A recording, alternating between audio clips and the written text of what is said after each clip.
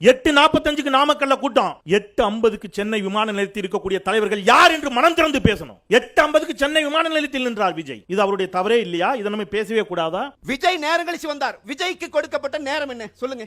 3 to 10. 3 to 10 அனுமதி நேரம் கொடுத்தது யார்? காவல்துறை. 3 to 10 என்று சொன்ன நீங்கள், அனுமதி கேட்ட நீங்கள், முன்தினம் ஏன் 12 மணி என்று உங்களுடைய அதிகாரப்பூர்வ வலைத்தளத்தில் ட்விட்டர் பக்கத்தில் பதிவு பண்ணீங்க? ஏன் பதிவு பண்ணீங்க? இது யாருடைய சதி? நான் இப்படி சொல்றேன், சினிமா ஷூட்டிங் மாதிரி இந்த பொதுக்கூட்டத்தை அல்லது இந்த மீட்டிங்கை நடத்தி இருந்தார்னா ஒரு பலி கூட ஆயிருக்காது. எப்படி தெரியுமா? சினிமா ஷூட்டிங்க்கு அவர் கரெக்ட் டயத்துக்கு வருவார். அதே மாதிரி இங்கேயும் கரெக்ட் டயத்துக்கு வந்திருந்தார்னா உயிர் பலி நடந்திருக்காது. 7:12 அவர் மேலே ஏறார். மேலே ஏறி மிகச்சரியாக 1 நிமிடம் 4 செகண்ட்ல அவர் பேச தொடங்குகிறார். 1 நிமிடம் 53வது நொடியில் இன்றைக்கு அவரும் சேர்ந்து குற்றம் சாட்டுகிற காவல்துறைக்கு மிகச்சிறப்பாக இந்த நிகழ்ச்சியை ஒருங்கிணைத்ததற்காக அவர் காவல்துறைக்கு நன்றி தெரிவிக்கிறார். முதல்ல போலீஸ் டிபார்ட்மெண்ட்டுக்கு என்னுடைய மனமார்ந்த நன்றிகள். அவங்க இல்லனா அந்த பைபாஸ்ல இருந்து இந்த ஸ்பாட்டுக்கு என்னால வந்திருக்க முடியுமான்னு எனக்கே தெரியல. ஒழுங்கா ஒருங்கிணைக்காத காவல்துறைக்கு ஏன் சார் நன்றி சொன்னீங்க? 3வது நிமிடம் அவர் பேச ஆரம்பித்த மிகச்சரியாக 3வது நிமிடம் முதல் ஆம்புலன்ஸ் கூட்டத்திற்குள் வருகிறது. 3வது நிமிடமே முதல் ஆம்புலன்ஸ் எங்க இருந்து வருது? ஏன் வருதுன்னா 3வது நிமிடமே அவர் பேச தொடங்கும் போதே அங்கே மக்கள் மயங்கி விழ தொடங்கி விட்டார்கள். ஏன் மயங்கி விழுந்தாங்க? நெரிசல் எவ்வாறு ஏற்பட்டது? அவ்வளவு பெரிய பேருந்து. அத எஸ்பி சொல்றாரு, டிஎஸ்பி சொல்றாரு, சார் இவ்வளவு கூட்டம் இருக்கிறது, ஒரு 50 அடி முன்னாடி நிப்பாட்டிருங்க, அங்க நின்னு பேசுங்க. இல்ல, எங்களுடைய கவரேஜ் சிஸ்டம் அங்கேதான் இருக்கிறது, அங்கேதான் அந்த பேருந்தை நிறுத்தி பேசுவோம் என்று விஜய் தரப்பு உறுதி காட்டியது. இப்ப என்னோட கேள்வி, 50 அடிக்கு முன்னாடி நீங்க ஏன் நின்றுக்கலாம்ல? காவல்துறை அதிகாரி ஒத்துழைப்பு கொடுத்துருக்கணும்ல. நீங்க ஒரு பொறுப்புள்ளவரா இருந்தா, திமுக சொல்லித்தான் மரத்துல ஏறினீங்களா? திமுக சொல்லித்தான் பைக்ல போய் காருக்குள்ள விழுந்தீங்களா? திமுக சொல்லித்தான் எல்லார் வீட்டு மாடியிலும் ஏறினீர்களா? சுய கட்டுப்பாடு இல்ல. இப்ப முக்கியமான விஷயத்துக்கு வந்துடுறேன். 3 நிமிடம் 44வது செகண்ட் ஸ்கிரிப்ட் பேப்பர் உதவியாளரிடமிருந்து வாங்குகிறார். 4 நிமிடம் 45வது செகண்ட் அவர் ஆம்புலன்ஸை பார்த்து போறீங்களான்னு கேட்டது. 4வது நிமிடம் 45வது செகண்ட் போறீங்களா?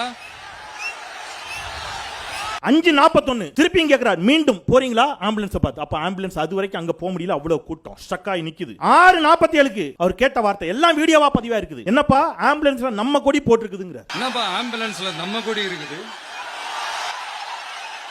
அவர் வாகனம் இங்க நிக்குதுன்னா சகோதரி அசோகவர்ஷன் இருக்கிற அந்த இடத்து பக்கத்துல மயங்கி விடுறாங்க. அவர் அதை பற்றியும் கவலைப்படல, தொடர்ந்து பேசுகிறார். கீழே இருந்து கத்துறாங்க, ஹலோ ஹலோ ஹலோன்னு கத்துறாங்க. என்னப்பா சொல்றீங்க?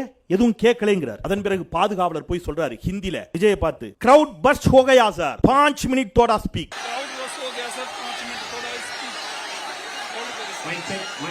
அப்புறம் அடுத்த ஆம்புலன்ஸ் கூப்பிடுறாங்க. தாவேகா நிர்வாகி கேட்கிறார், ஆம்புலன்ஸ் எப்படி போகும், எப்படி உள்ள வரும்னு கேட்கிறாரு. 5 ஆம்புலன்ஸ் வருது. அவர் பேச தொடங்கிய 9வது நிமிடம் ஆதவ் அர்ஜுனா போய் சொல்றாரு, we have to evacuate, நாம் வெளியேற வேணும், எப்படியாவது பாதுகாப்பா நாம வெளியேறணும், சூழல் சரியில்லை சொன்னவர் ஆதவ் அர்ஜுனா.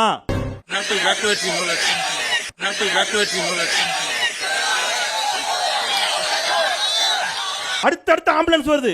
10வது நிமிடம் விஜய் கேட்கிறார், பேச்ச கண்டினியூ பண்ணலாமான்னு கேட்கிறார். பேச்ச கண்டினியூ பண்ணலாமா? 11வது நிமிடம் 43வது செகண்ட் திருப்பி கேட்கிறாரு, கண்டினியூ பண்ணலாமா? ஓகே, கண்டினியூ பண்ணவா பேசுறது? கடைசியா ஆதவ் அர்ஜுனா கீழ இருந்து சொல்றாங்க, குழந்தைய காணும், குழந்தைய காணும். இதுக்குள்ள நிறைய பேர் மயங்கி விடுறாங்க.